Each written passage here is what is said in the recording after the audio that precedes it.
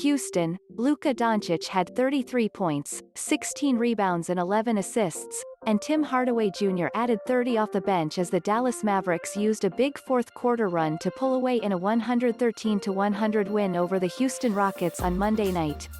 Dallas was on top by 3 with about 7 minutes remaining before using a 14-3 spurt, with 7 points from Hardaway, to extend the lead to 106-92 with about 2.5 minutes remaining. Houston couldn't get anything going as the Mavericks took over.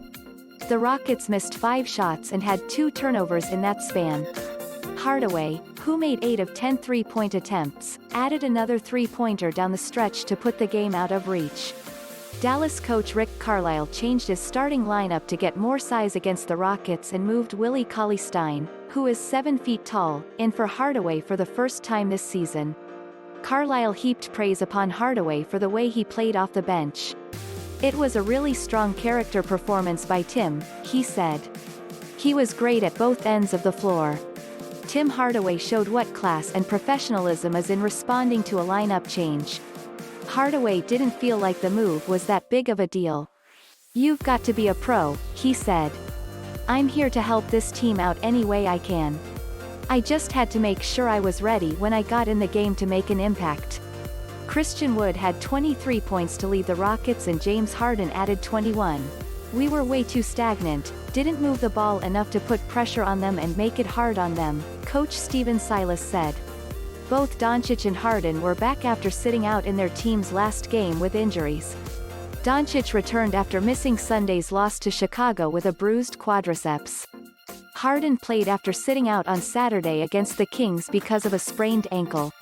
Carlisle was impressed that his team was able to slow Harden down and limit the Rockets to just 100 points.